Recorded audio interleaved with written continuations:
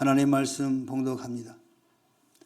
시편 119편 1절에서부터 18절까지 교독하도록 하겠습니다.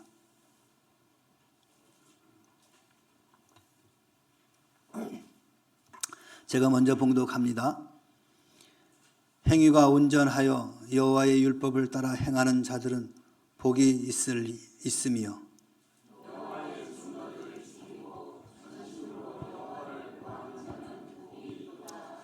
참으로 그들은 불의를 행하지 아니하고 주의 도를 행하는도다.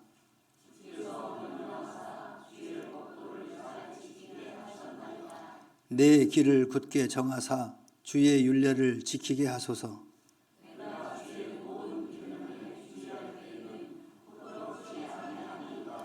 내가 주의 의로운 판단을 배울 때에는 정직한 마음으로 주께 감사하리이다.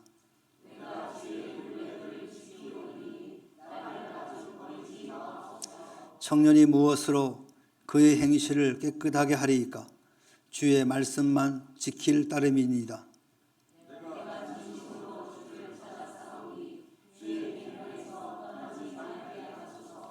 내가 주께 범죄하지 아니하려 하여 주의 말씀을 내 마음에 두었나이다.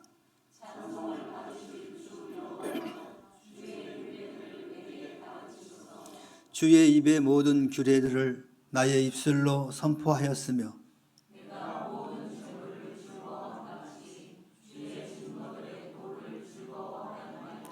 내가 주의 법도들을 작은 소리로 읊조리며 주의 길들에 주의하여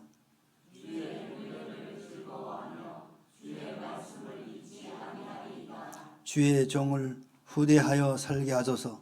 그리하시면 주의 말씀을 지키리이다. 내 눈을 열어서 주의 율법에서 놀라운 것을 보게 하소서. 아멘. 할렐루야. 우리 옆 사람과 인사합시다. 축복합니다. 사랑합니다.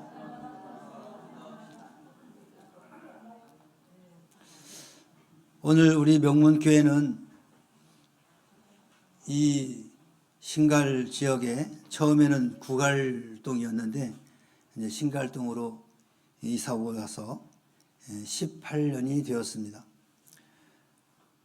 하나님께 감사함으로 예배 드림을 더욱더 감사드리고 함께 축하를 드립니다. 이 기쁨의 자리에 함께 하신 우리 성도님들을 주님의 이름으로 축복합니다.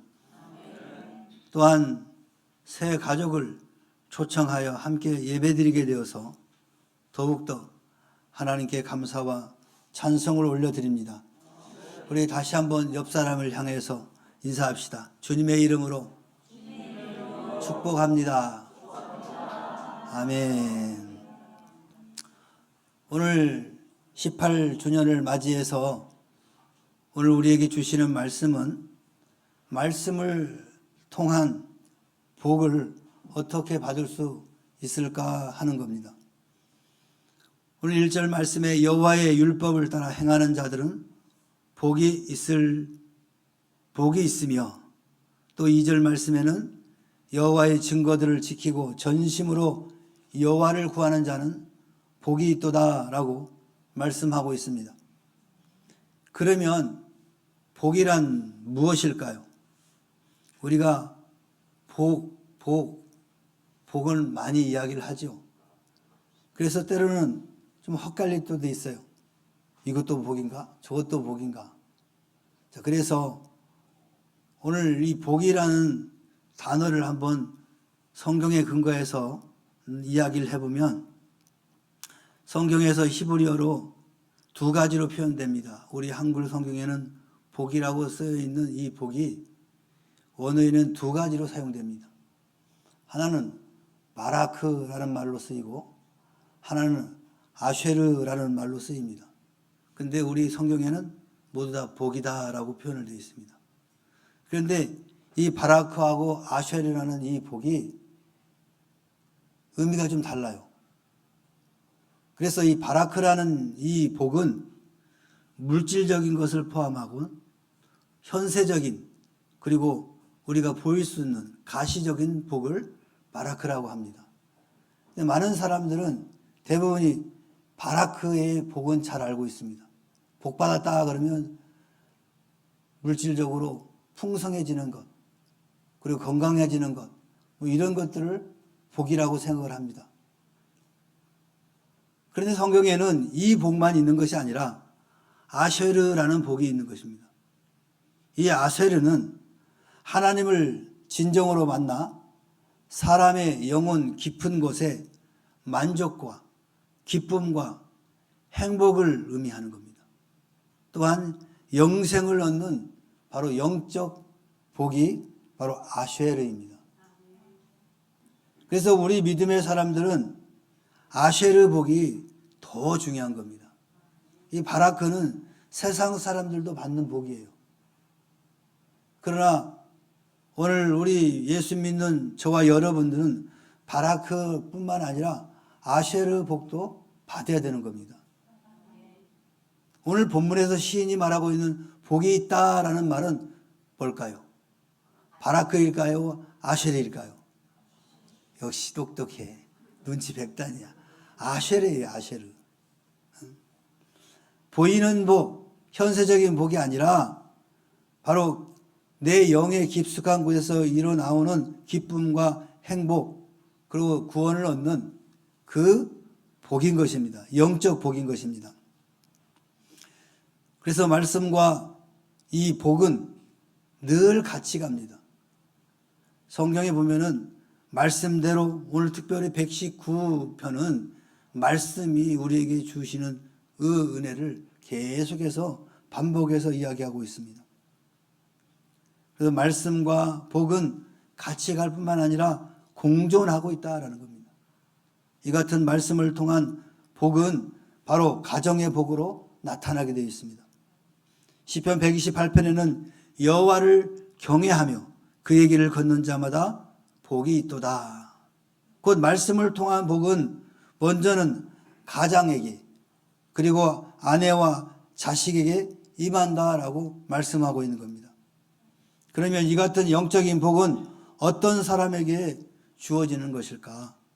말씀의 가치를 아는 사람에게 주어진다는 겁니다.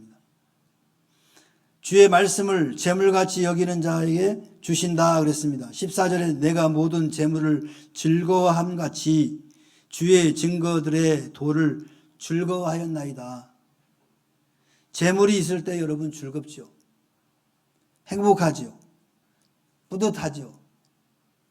그것처럼 하나님의 말씀을 받을 때 즐거워하였다라고 다윗은 이야기하고 있는 거예요. 여러분 말씀을 받을 때 그런 뿌듯함과 기쁨과 소망이 있습니까?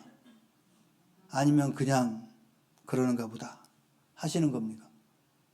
오늘 다윗은 이 시편의 기자는 그렇게 이야기했습니다. 재물이 있을 때 즐거움 같이 말씀을 받을 때 그렇게 즐거웠다라는 겁니다. 127절에는 내가 주의 계명들을 금 곧 순금보다 더 사랑하나이다 라고 고백합니다.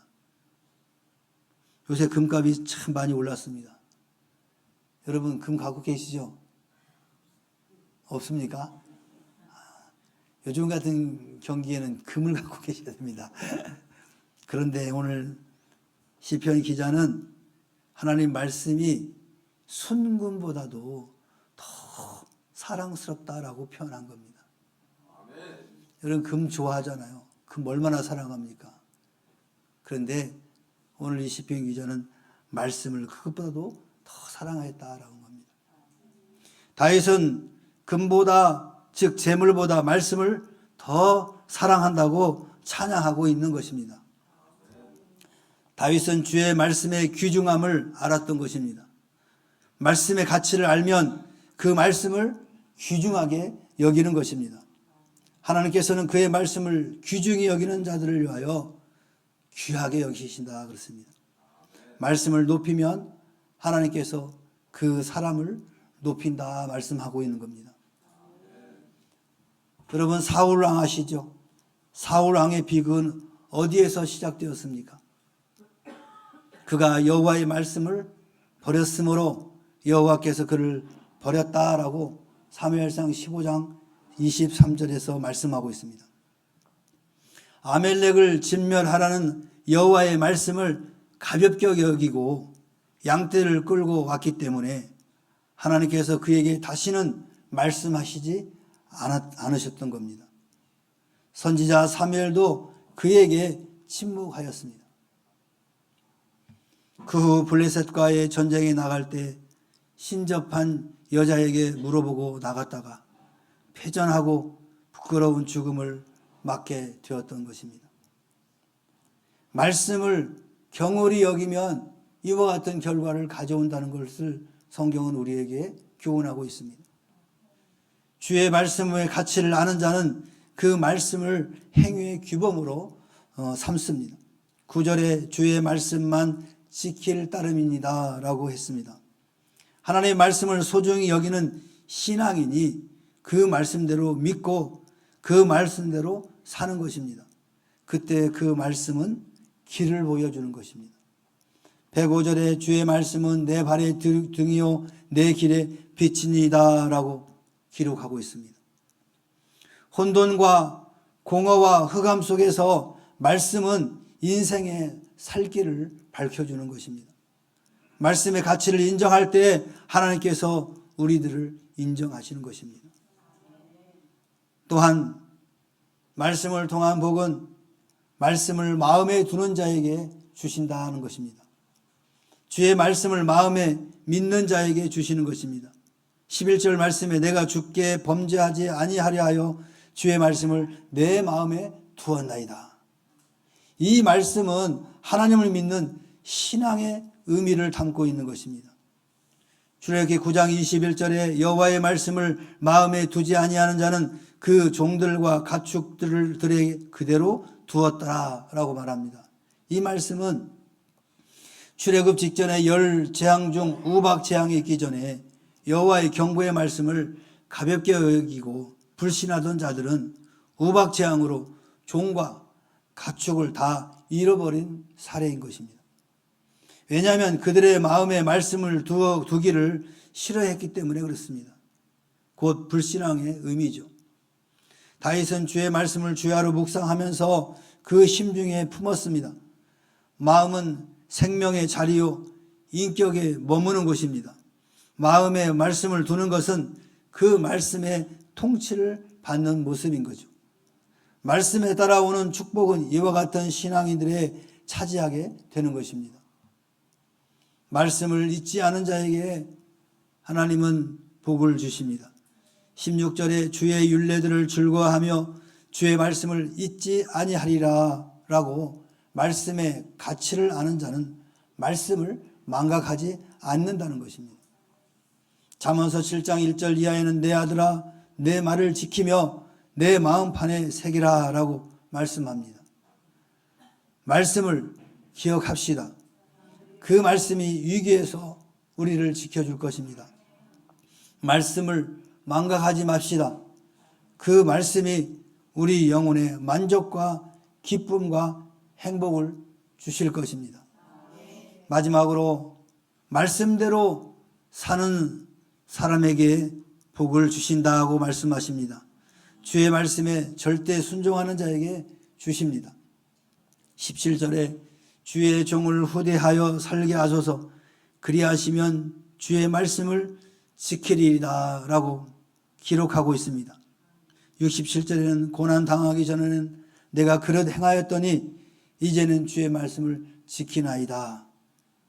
하나님께서 우리를 후하게 대접하실 때에 말씀대로 순종하지 못하면 고난을 통하여 순종을 배우게 되는 것입니다.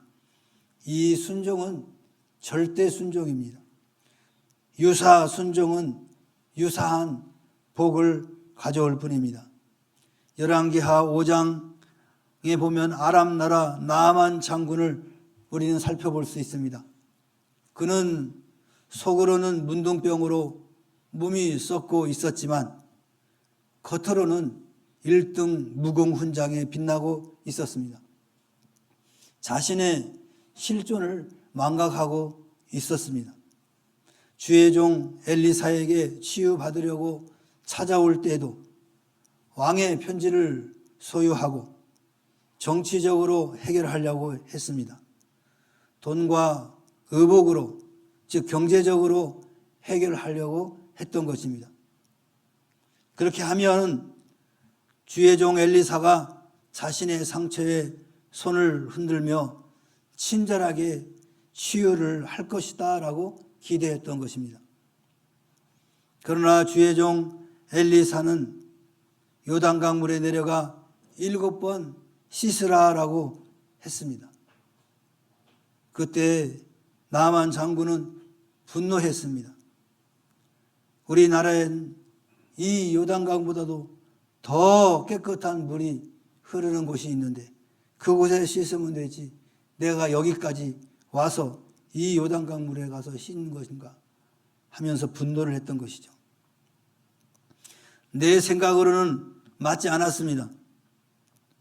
그러나 그의 종의 간절한 간청을 듣고 요단강물에 들어가기로 합니다.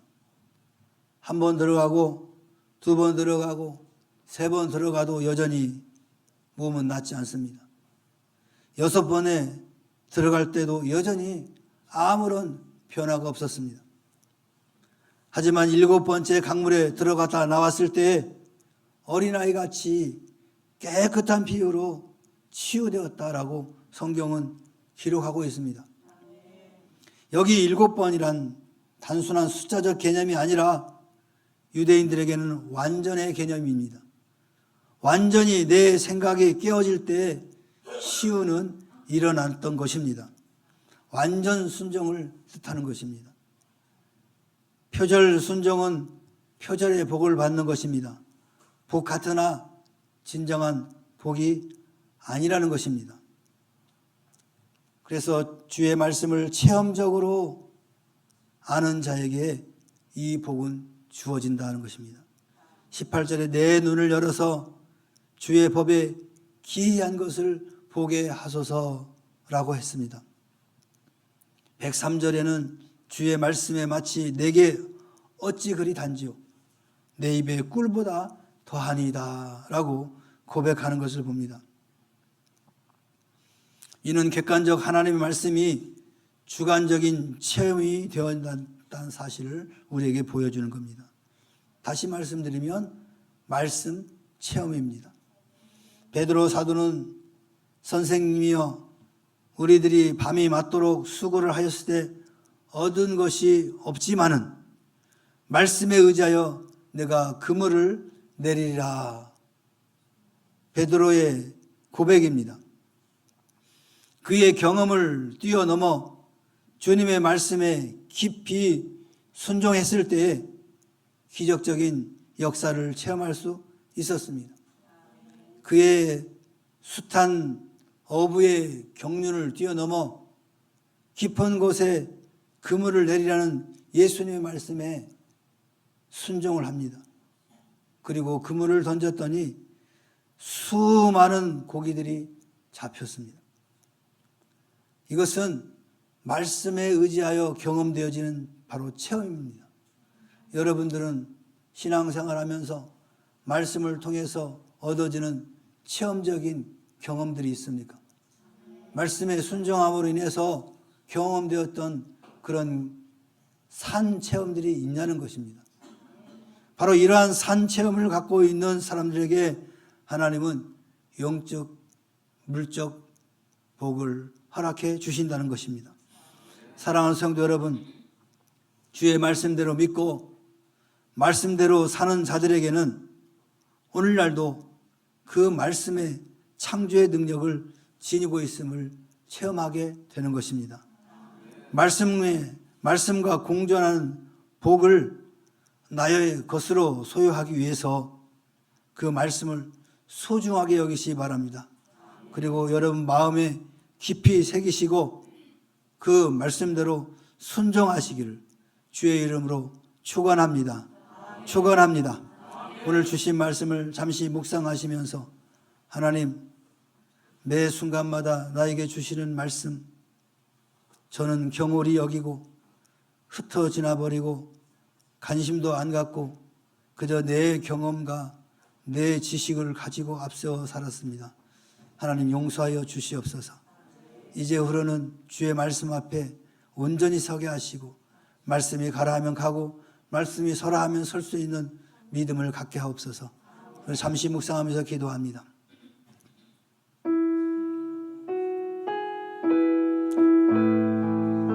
사랑의 주님, 우리의 연약함을 아시고 늘 우리와 동행하시길 원하시는 주, 그리하여 말씀으로 이 땅에 오신 주님, 그 말씀을 우리는 얼마나 가치 있게 여겼으며 중하게 여겼는지 다시 한번 우리 자신을 살펴봅니다. 혹여나 우리의 삶 속에서 하나님의 말씀을 경홀히 여기고 가치 없게 여기며 내 경험과 내 지식을 앞세웠던 우리의 모습들이 있다면 하나님 용서하여 주시옵소서. 이제 후로는 말씀대로 살아가는 우리 모두가 되게 하여 주시옵소서. 그리하여 하나님께서 예비한 바라크 아셀의 복을 누릴 수 있는 우리 모두가 되게 하여 주시옵소서. 주님, 우리의 삶을 통해서 영광 받아 주옵소서. 감사드립니다. 예수님의 이름으로 기도하옵나이다. 아멘. 이제는 우리 구주 예수 그리스도의 은혜와 하나님 아버지의 무한하신 사랑과 성령님의 내주 임재 교통하심이 오늘 설립 18주년을 맞이하여 기쁨으로 감사 예배에 동참하시고 주의 말씀을 통하여 하나님께서 예비한 놀라운 복을 받아 누리기를 소망하며 돌아가는 사랑하는 주의 자녀들 심령위에와 저들의 가정과 직장과 사업과 생업 위에와 그리고 이 나라와 이 민족과 교회 위에 지금부터 영원토록 함께 있을지어다. 아멘.